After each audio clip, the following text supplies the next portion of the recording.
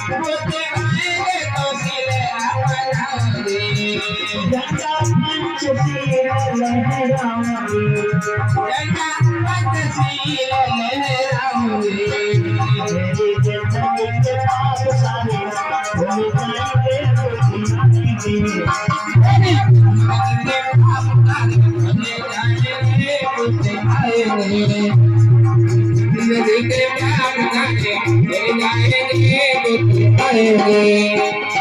झोपड़ी के भाग्य चले जाएंगे तो पिनाएंगे मेरे झोपड़ी के भाग्य चले जाएंगे तो पिनाएंगे झोपड़ी के भाग्य चले जाएंगे तो पिनाएंगे वो पिनाएंगे तो भगवान जिमाऊंगे गौतम आगे बढ़े ये पांचों खड़े जाने नहीं पाए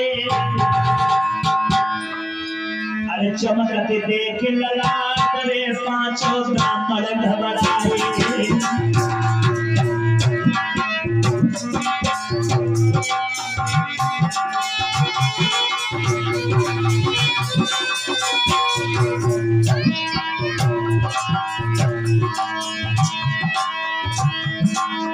जब भगवान बुद्ध की ऊपर इनकी नजर पड़ी है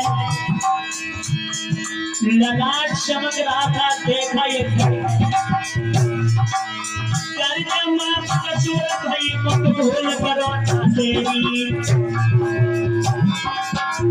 के दीनानाथ ने